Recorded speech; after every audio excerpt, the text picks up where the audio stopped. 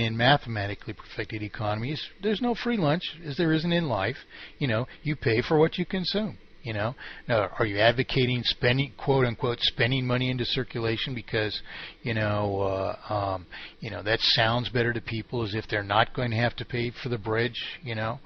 Well, that's just a lie and a deception that you're promoting then. And in truth, this fellow in Canada, for instance, he had this on his YouTube site, and I challenged him on it. And I said, unless that you provide a way to pay for all the issuances of the currency out of circulation, you have inflation. You see, and what is a really great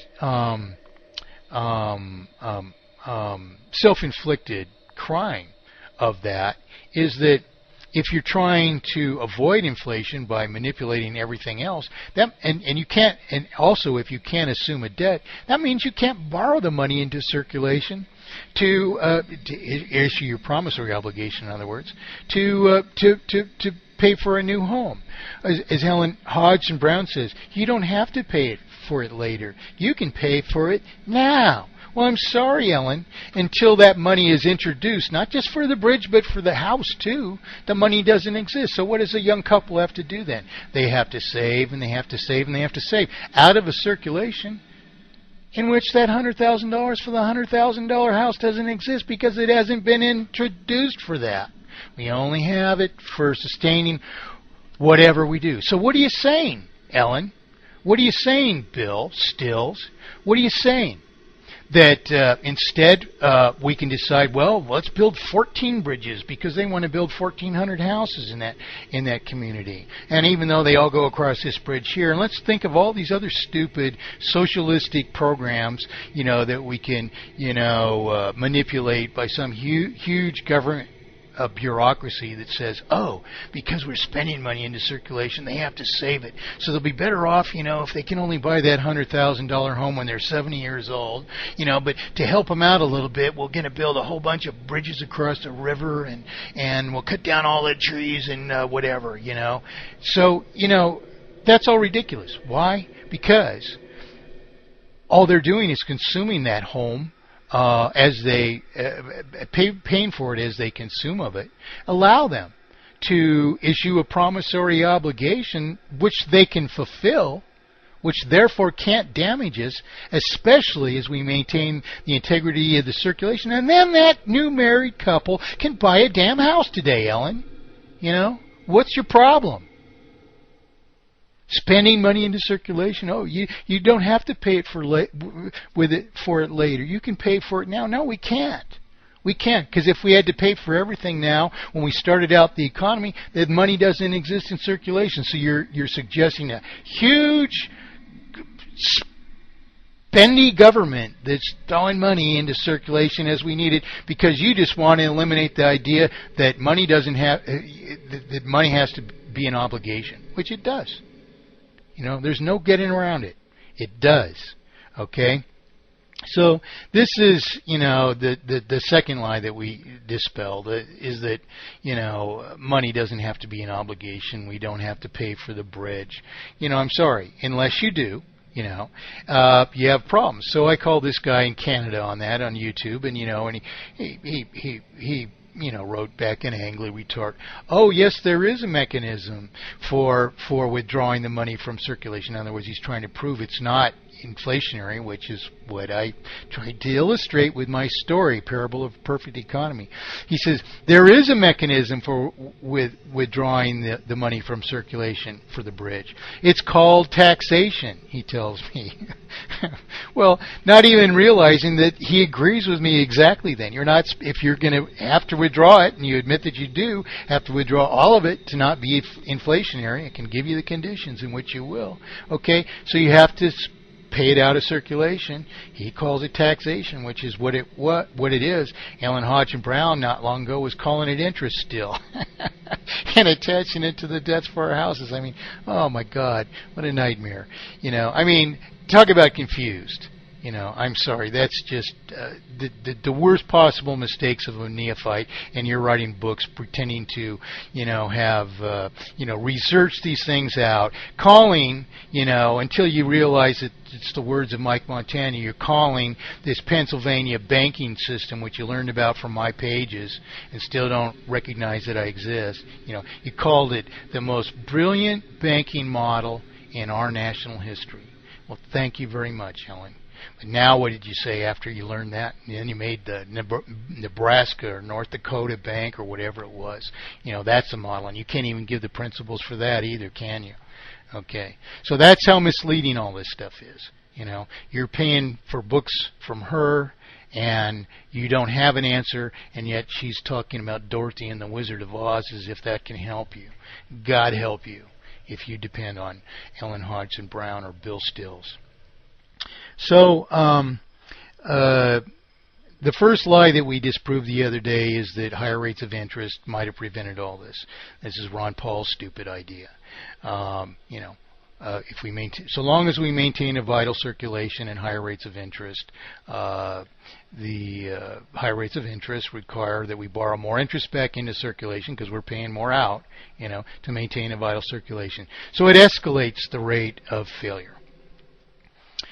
Lower rates of interest still fail because we have to borrow it back, and it multiplies the artificial indebtedness in proportion to capacity to pay. So thirdly, we understand how preposterous all the outcry against paper money fiat is. Ron Paul is always telling us. We understand from my proof of inevitable failure and singular solution that the injustices and inevitable failure of pretended economy stem not from the material, the evidences of our promissory obligations is published upon, as Ron Paul constantly tells us, but instead from just two things which comprise mathematically perfected economy: lack of a proper rate of payment and interest. So, these are the main things that people are confused about now. This fellow in the Ron Paul forums who called me and pronounced Austrian economics dead, that they came to the exact same conclusions as I did, without me, but he's advocating, that money can't be a debt. And so the very next day, they put up a petition on one of the petition sites. So we've got another junk petition out there with all these junk sites claiming money can't be a debt. Well, you can't solve inflation if money can't be a debt. Period. That's it. You want to debate that with me online?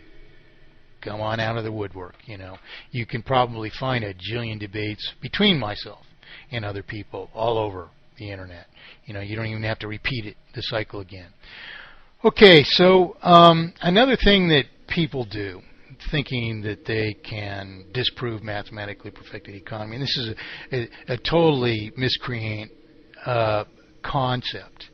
That is, it's a complete misconception that if you can prove that interest doesn't multiply artificial indebtedness in proportion to a circulation or remaining capacity to pay, then you've disproven mathematically perfected economy. Well, no, that's not true at all.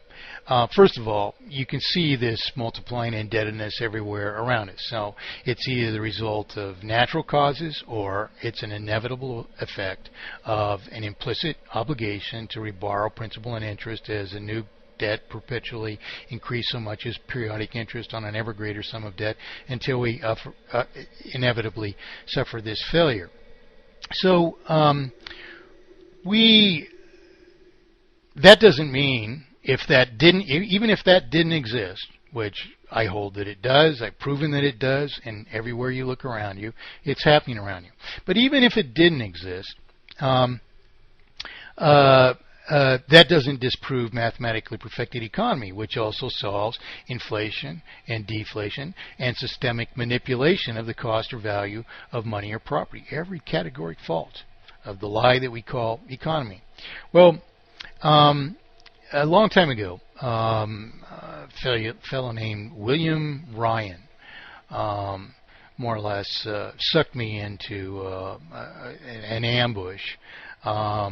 He sent me an email in about the mid-90s that it implied he was at least it was written as if he was a moderator of a social credit forum. You probably don't know what the social credit people are all about, but it stems from this fellow Douglas, who had the idea that there was something wrong with the economy, and the reason that the best that he could identify it was that being as the wages of the workforce weren't sufficient to buy the production of industry, we needed social credit. We needed a helping hand from government. And he even came up with a formula, which is supposed to calculate this. It's not much of a formula, but anyway, this preposterous idea is just that there's something wrong. Didn't tell what it is. It's first of all, it's wrong. In truth, you're just counting part of the wages, because you actually have ownership and management. Their wages do equal all production. So it's not even true, that the wages of the workforce should equal all the production so it can be consumed, and the only defect in the fact that the sum of those cannot is this multiplication of artificial indebtedness by interest, which is not an issue for Douglas. Now, so what happened is William B. Ryan invites me to participate in this forum. He says, that he's studied my ideas and he's, kind of impressed by him. He leads me on to think he is anyway, and to just introduce myself to this forum and explain my thinking to them. Well, I'm writing software, and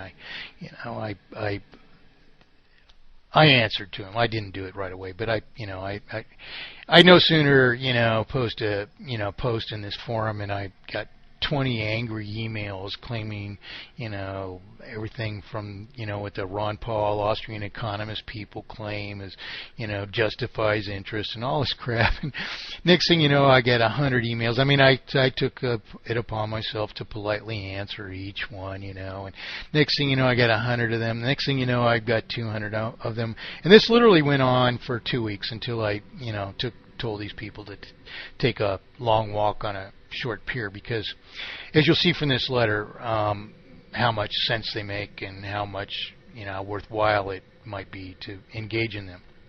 Now, before I used to, my old site used to have quotes above and on the side of the pages, and I've got a couple of quotes. And this, as I looked up this page for the program, I thought, well, I really ought to read a couple of these ideas. This is John Locke, 1690. He says, "Whenever the legislators endeavor to take away and destroy the property of the people, or to reduce them to slavery under arbitrary power, they put themselves into a state of war with the people, who are thereupon absolved from any further obedience." Those are remarkable words. You have Thomas Jefferson here also. "The Bank of the United States is one of the most deadly hostilities existing against the principles and form of our Constitution. The system of banking is a blot left in all our constitutions, that is, state and federal, which, if not covered, eventually solved and revoked, will end in their destruction. I sincerely believe that banking institutions are more dangerous than standing armies, and that the principle of spending money to be paid by posterity is but swindling futurity on the greatest possible scale." I also quote myself, but what should concern us is who stands in the way of solution and why. Which quote pertains to this article. But I also quote William B. Ryan at the top of all these. I quoted him first. I read him last for greater effect. This is William B. Ryan, Kent State University Capital Ownership Group think tank, the very guy who invited me to this, ambush in this, Douglas Forum, which, you'd have to research it all up to decide who won on all this. But anyway, I took them all on, a couple hundred guys against one.